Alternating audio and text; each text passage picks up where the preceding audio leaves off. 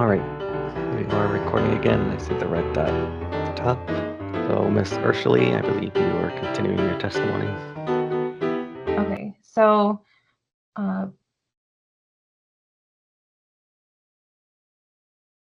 let's see. I guess I should have.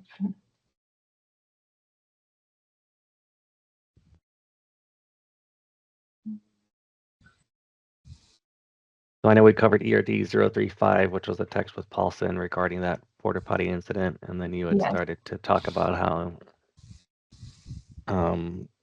I think the academy had told people to report these incidents, and then we had some other discussions. Anyway, go ahead. Okay, so then I had referenced the cooperative agreement. I had a statement and about failure to provide safe environment, non-discriminatory environment that was adequate for participants and their rights under state and federal laws. And then I've already put into Exhibit 0, ERD 0649 to ERD 658, which is the cooperative agreement. And that stated the employment status, either employed or not employed. It also states that hands-off policy. You want that on the screen again?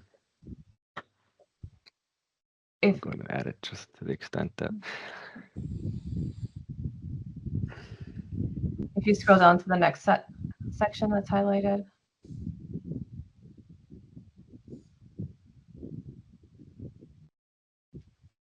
And then that just describes the hands-off policy, one of them.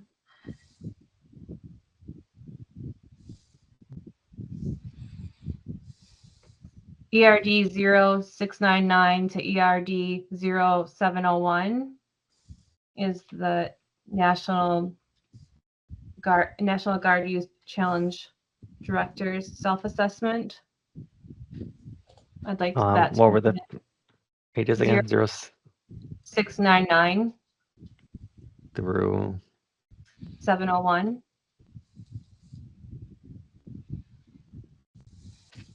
Okay, 1 second.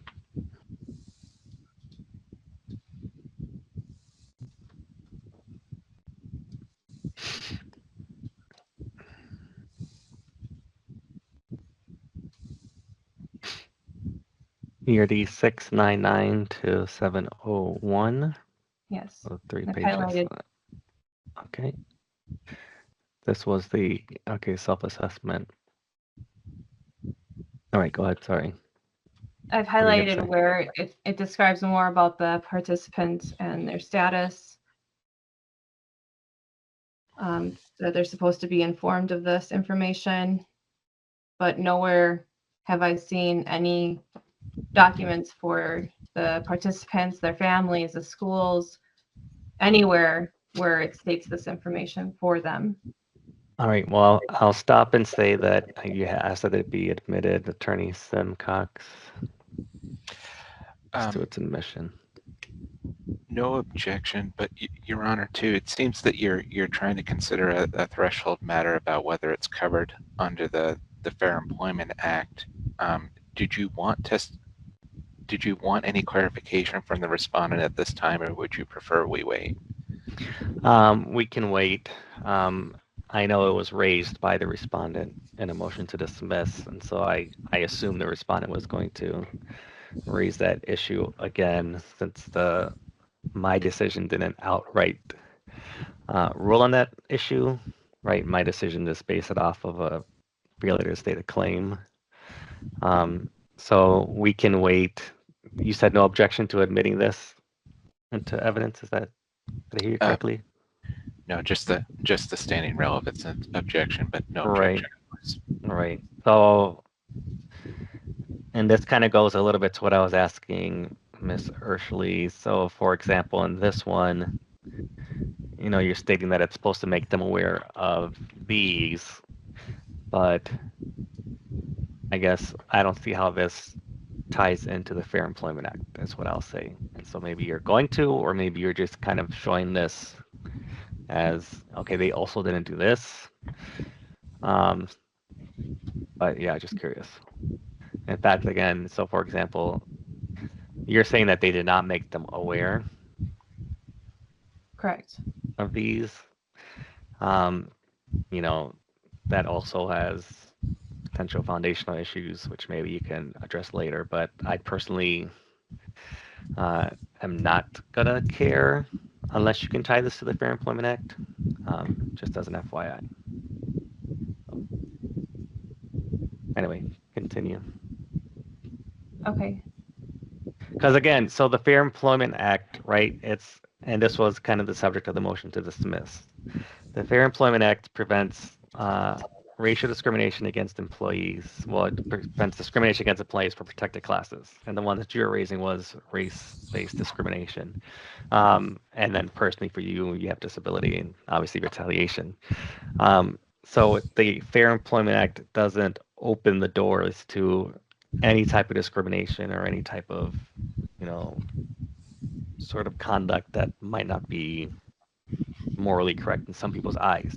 So for example, if the program is violating some of these other laws or things of that sort, that might not fall under the Fair Employment Act's coverage. It may fall under the specific laws. They might have remedies for either the cadets or for you. So that is going to be an issue for this hearing. Maybe. Sorry. You can Go ahead. continue. I think I may have something. Maybe I don't have something quite lined up. And this isn't my area of expertise. Maybe it has to do with the federal laws, and that by reporting discrimination, that's one of the covered acts. Well, again, if you can get to it being covered under the Fair Employment Act, that's fine. So I reported But the mistreatment of my otherwise, participants who are employees while they're in that phase. Is that right? Well, so yeah, I don't need. So that would be argument, right? At the end, you're going to argue. It sounds like that they are employees, and that they're. So then you're reporting discrimination of employees. That's your right? position, right? Yeah. Right. So we can get that to either closing arguments or not. Obviously, the respondent's going to point to different things. But I'm just trying to find things that make it clear. So for example, for this document that's on the screen, 3, and these I'm assuming tie to that program cooperative agreement, 3 has mirrored language, right, where it says that they're not federal employees. Now, the cooperative agreement usually has exceptions that I think these are probably covering. They are considered federal employees for purposes of compensation for work injuries.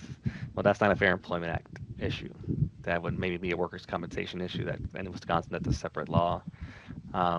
So, I mean, if you want to point to things, obviously I'll review these.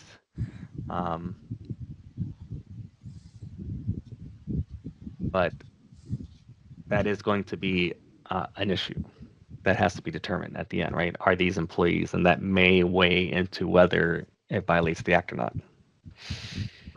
We'll see how that goes at the end. But so just so you're aware that it's an issue that respondent raised. They're probably still going to raise it. So I want to make sure I'm not missing it. Okay. So, but I mean, I hear you right now. You're saying that you believe the cooperative agreement says that they're employees, and maybe this document does. That's fine. So anyway, you're saying that they were supposed to share these with program participants, but they didn't. Right. They're not informed of it, and in any document I know. All right, go ahead.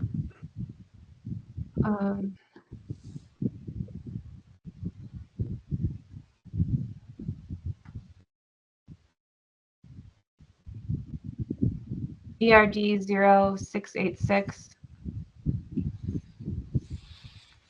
It's the Department of 686.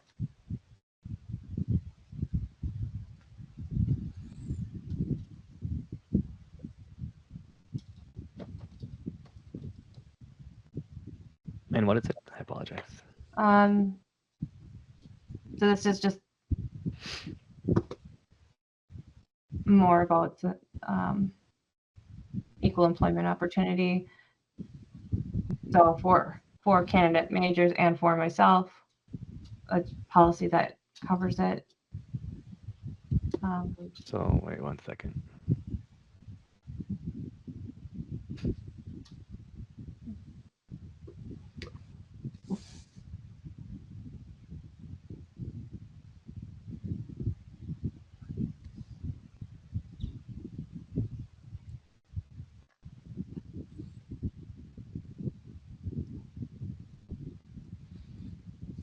All right, are you wanting to move this into evidence? Is that what you're doing? Yes, please. Attorney Simcox? No objection other than relevance. All right, it's going to be admitted. I mean, I think the relevance, so I'll go ahead and say, Ms. Urshley, I think the relevance objection is it doesn't stand for necessarily the proposition that you think it does. I mean, I think you're going to still hang your hat on the cooperative agreement and maybe some other documents showing that they're employees. This doesn't necessarily say that cadets are employees. It's basically just saying that as an employer, right, they're going to follow these laws. So for that proposition, that's fine. And I understand you are an employee and you're claiming discrimination. So to the extent that's relevant there, I'll go ahead and admit it. Okay, thank you. Go ahead.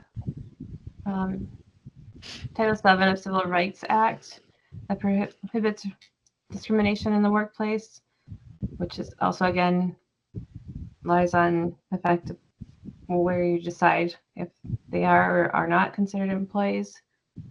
So, sorry, were you referencing another I'm not exhibit? sure.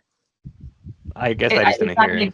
No. Okay, so say it again, what you were saying. It was the Title VII of Civil Rights Act, 42 USC 200 E-2A. Okay, so you're pointing to what? Okay.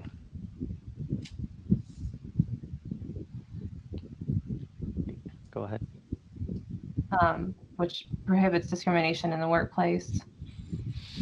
And then the same Civil Rights Act 42 USC 203A, which prohibits retaliation against employees for opposing discriminatory practices.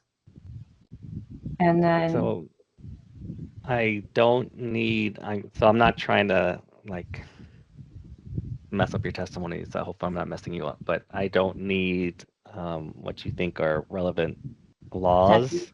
Okay. Right, so I would need testimony, the facts. In closing, I mean, you may want to obviously, in closing or post-hearing brief, if that's what the parties want to do, then you can sort of relay how it goes, why you think what was presented is a violation of the law.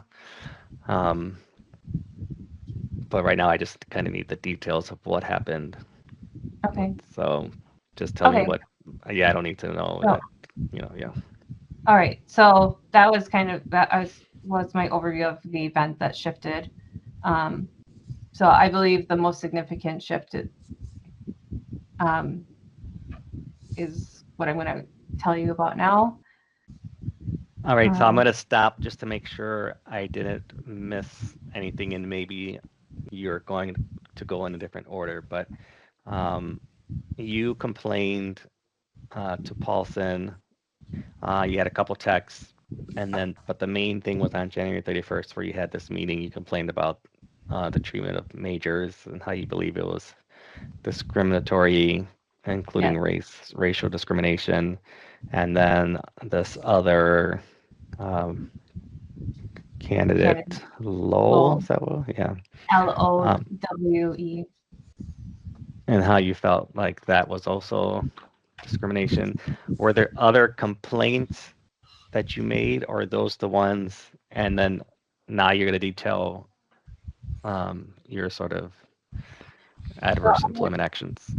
I'm going to detail my adverse employment actions, and within that, there are more Complaints. more discrimination. Okay. All right. No, I just want to make sure I didn't miss anything. And I cut you off sometimes, and so I didn't want you to have been lost in the Thank you. details. All right, go ahead. All right, so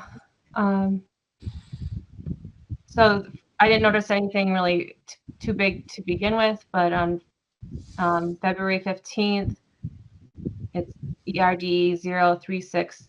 There's a text message chain. What was the ERD 036?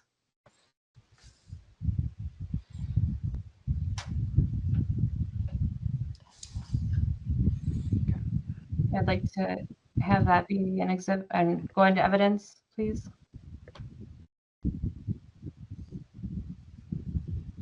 Oops, I'm in the wrong. Wow, 1 second.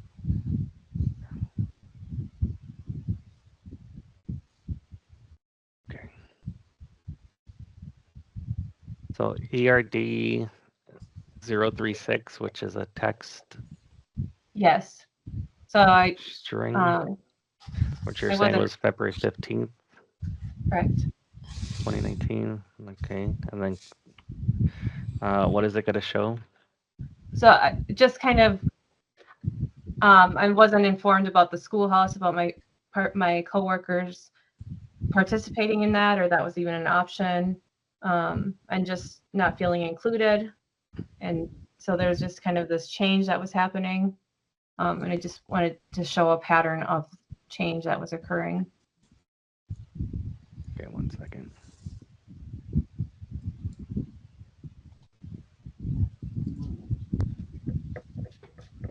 Attorney Simcox, as to the ERD 036 being admitted. No objection. All right. Did you want to speak to it some more, Miss EIRSCHELE? No, I made you give an overview, but Yep, okay. That's enough. Thank you. All right. So there was an observation at a schoolhouse. Is this like in a school district? Just Or our own school. So our at own, the they call it the academy. academic hall. Okay. So they just went to observe classes and that sort of thing. Because the way that the academy is set up, it's all kind of departments all kind of on little islands, and so trying to get more incorporated, I guess, into different departments so that you understand how things operate and what experiences are like for the cadets. So this was to Paulson again? Yes. And then what was his response, or did you have other conversations with him about it? That was it. So he didn't respond to the text, or he didn't have? I can confirm. I could look it up, but I don't believe that there was anything received. Okay. Would you like me to look it ahead. up? Oh, I don't need to. I mean, you can Okay. present what you Okay. want to present. You're showing this as, it sounds like, now the start of discriminatory behavior or retaliatory behavior Correct. for so I was just curious Yes. as to what he said, Yes. if anything. Correct. Was there any conversation? So it sounds like you just kind of made this. I tried to, right. If there was a response, would try to include it. I want to be as transparent as I can be. No, I mean, you're fine to do what you want to do, and the respondent can do what they want to do. It's been admitted. I mean, I was just curious. So, for example, and this is why I say, don't get locked into exhibits, because I don't know if you would say it differently if you're testifying or not. But I'll just go ahead and say, for my read of it, I mean, this is Amy and Julie are doing things, and it sounds like you're saying that Julie kind of did these actions You would like to be involved. And then there's no follow-up with Paulson. So are you saying that Julie's the one that's doing retaliatory action towards you, or is it Paulson that's doing retaliatory actions towards you? So this was part of my overview that I was going to do. Julie had made some sexual harassment comments in March of 2018 that were not investigated after I requested that they be. And there's some shift in kind of just the tone. Her and Drew would participate in different things, like tracking the deputy director's schedule and making jokes about him, the way he walked, just a lot of things that were just I didn't want to participate in. And so she just kind of would take things too far. But my overall, the text communication is just about being informed and about being included, that I just should have been aware that this was even an option. So All right. Yeah. All right, you can go ahead. All right. ERD 038. So on March 6th, I made a reasonable accommodations request for a keyboard and mouse, and to accommodate my disability, because I use keyboard and mouse. I would use it all day, every day, to enter applications and send correspondence. And so it's just showing how I had sent that in. So what was there conversations before this email? There were verbal Mr. conversations. Paulson? I requested information. I requested this, but this wasn't fulfilled, and neither were the other ones. So what were those conversations, Mr. Paulson? I talked about, just the way the mouse that we would have to use was not ergonomical, and that due to the amount of applications that I was entering and the amount of time I was at my desk, that I need some type of accommodation to help with that to help my health. So Do you remember when you had that conversation? Like, would it have been the day before this? Would it have been a week before? Do you have any idea? I honestly don't recall. There were a few times where I brought it up.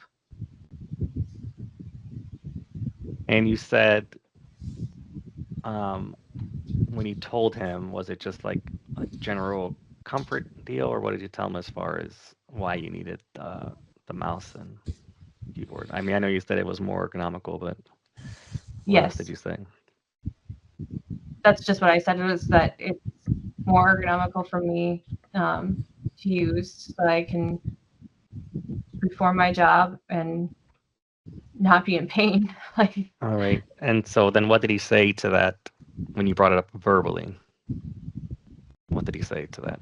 I honestly don't remember what happened verbally, because I don't remember exactly what days or anything. If I did, I would try to notate it in my list that I'll read off. But I just try to provide the documentation to show my actual request. Right. But so you sent this, was it because he said, okay, we'll send it to me in writing, or he could have? Yeah. Yes. All right, but you're not sure. Right. I'm guessing that we must have, because otherwise I would have put in some type of description instead of just sending them these two things. This must have been post conversation. I wouldn't have just sent it without any description. Yeah, I mean, I would tend to agree with that statement, which is why I was asking for that background, because looking at this, it's just a mouse description, keyboard description. and there's nothing else here, right? So which would lead me to Right. believe that there was conversations beforehand, but your statement is you did have the conversations. You're not sure when. Your Right. main concern was there you needing one that was more ergonomical to reduce pain, Yes. and that you don't know what his response was. But then this would have been a follow-up email to that conversation. Right. Okay, and then what happened following this email? That was not fulfilled. Did he say anything? Did he? No. All right.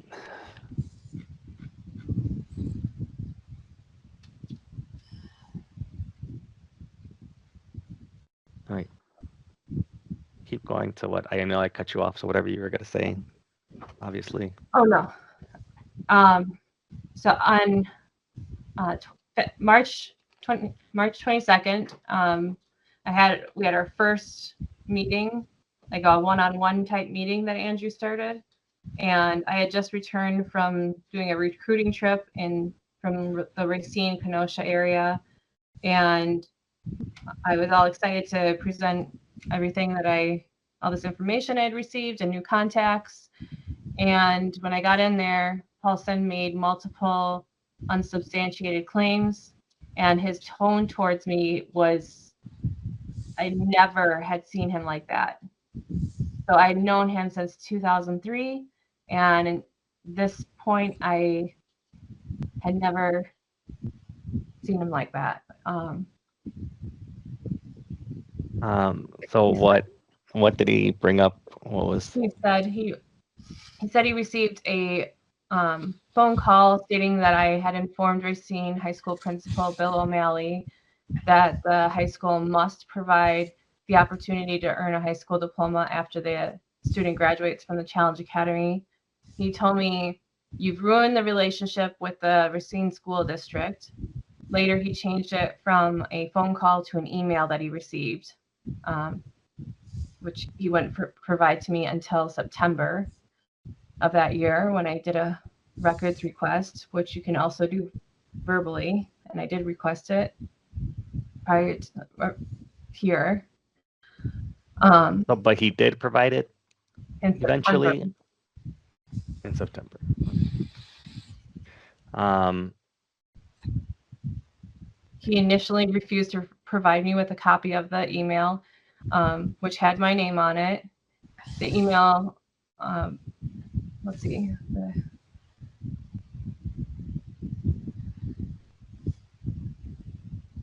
This was nearly a month after the situation had occurred, so he didn't bring it up to me at all, that it was even a concern or an issue, or that was any type of miscommunication or misunderstanding.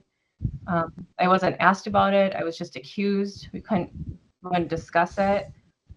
He also said that made these blanketed statements that I was unapproachable, that I lacked leadership, I was unprofessional. He just went on and wouldn't give me examples of what he meant or could describe what he meant by being unapproachable or a lack of leadership. He accused me of also printing and preparing too many applications for the upcoming class. And then he also tasked me with assigning me creating a A-team sponsor guide.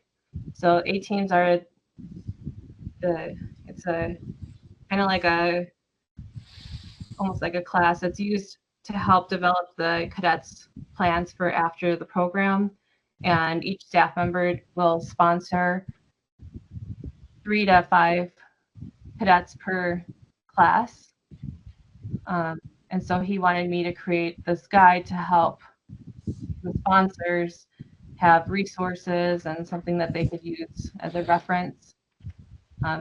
These new job duties has nothing to do with our department, nor does it have to do with my position.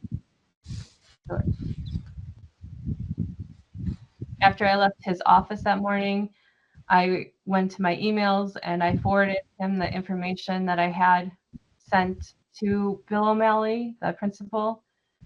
I also sent him the email about him requesting me to prepare applications, and he didn't reply to any of the messages I had forwarded to him. On March 25th, I noticed that admin had logged into my computer for the first time. At that time, AC Paulson was a limited time employee at the academy in the IT department. So he had privileges to log in as an admin. Who was that? Sorry. Say the name again. Sometimes there are all these acronyms that they use. AC would be admissions coordinator, Paulson. Okay. So he was working as a limited time employee, LTE, as the IT person, because the IT person had been going through, I think they were on FMLA, I believe, at the time.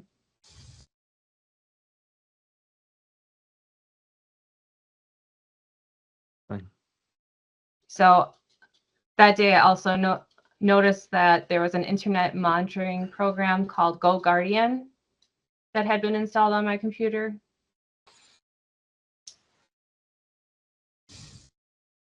And that program is used to monitor students, not staff. So the subscriptions are supposed to be to monitor the students and not to pay to monitor the staff.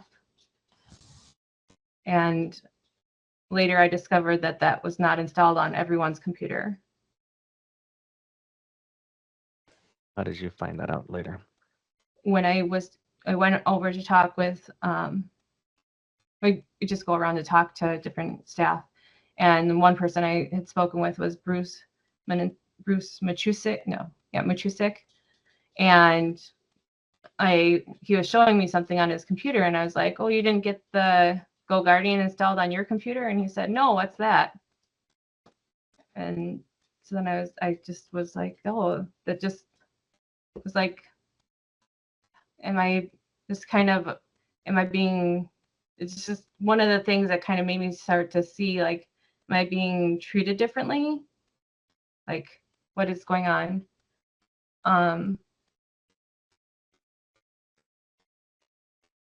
And at the time too, if there was a concern with anything I had on my computer, I would have figured Andrew would have just asked me and I would have just logged in and he could have looked at anything.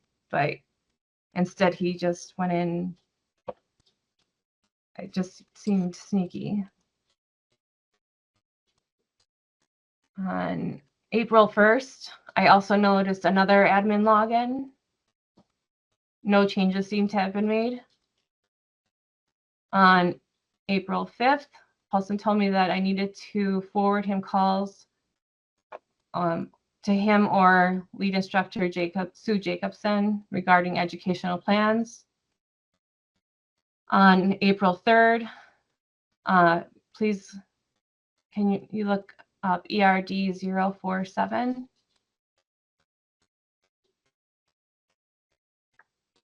I'd like to go as an exhibit.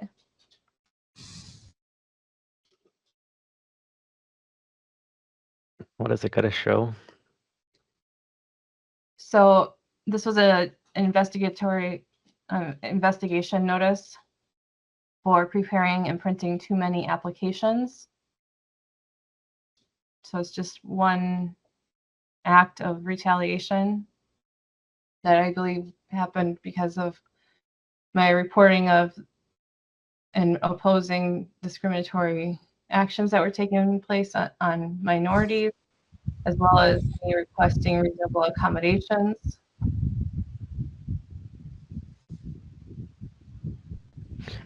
All right, Attorney Simcox, as to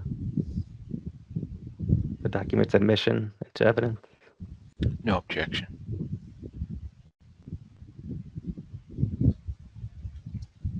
All right, if you want to talk further about it, Ms. EIRSCHELE.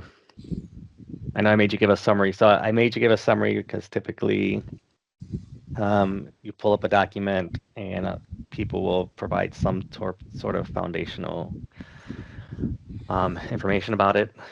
And sometimes you can even speak to it before it's been admitted. Sometimes the other side might object to you even speaking to it.